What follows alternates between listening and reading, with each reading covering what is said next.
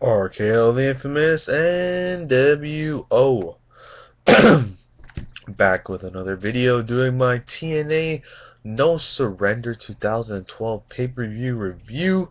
I haven't done a TNA pay-per-view review in quite some time because the last two TNA pay-per-views I fell asleep right before the main event started, right when the entrances were happening, when Bobby Roode comes out. Fell asleep. I tweeted Bobby Roode from Toronto, Ontario, Canada, and then boom, within the minute, I'll fall asleep. Gonna lay down, like, oh, let me lay down for about a minute, and then I'll pass out. So yeah, I did not do that this time. I sat in my chair and watched the pay-per-view.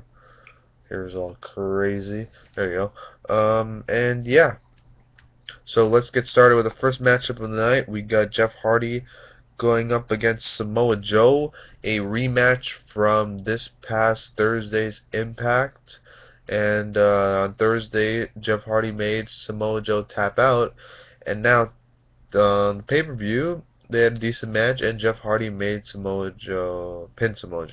Then we got the second Bound for Glory series match between Bully Ray and James Storm. James Storm was hit the first. Bully Ray took out one referee, and then another referee came down. Storm accidentally took out that referee. Then Bully Ray accidentally took out Earl Hebner again. Storm hit the last call, got the pin, but referee was out. Roode came out of nowhere, hit the beer bottle on Storm, and Bully Ray got the pinfall over James Storm.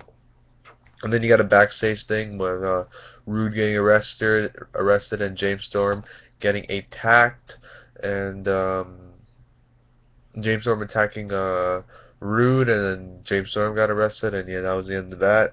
Then we got a match between what do we get? Miss Tessmacher and Tara. This was a crappy match. It was whatever. Tara ended up doing the Widow's Peak, and Tessmacher reversed into a roll-up and got the win. Then we got a match. Oh, the fight between Aries and the Armbreaker from Aces and Eights. They just brawled.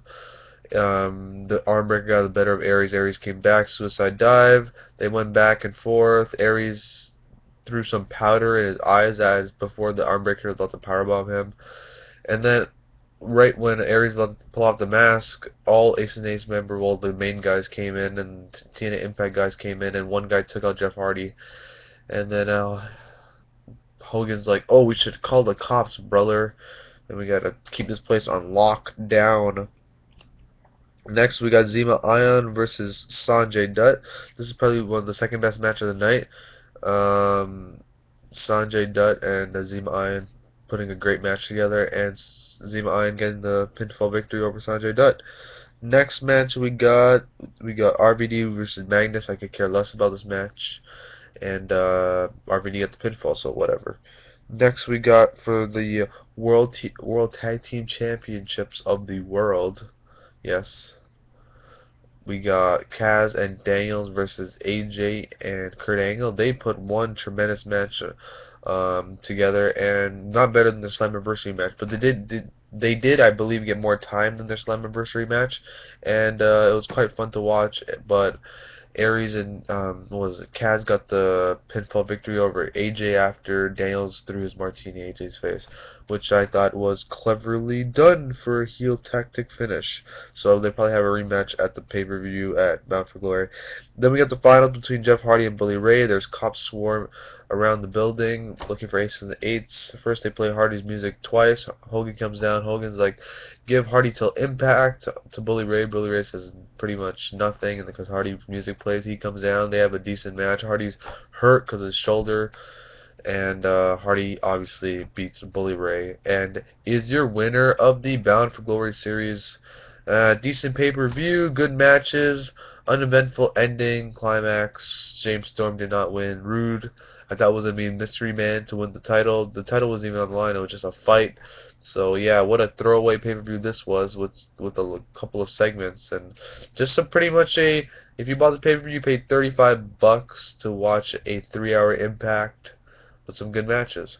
That's all you pretty much did. If you skip the pay-per-view, you did not miss much, except Jeff Hardy beating Bully Ray at the main event.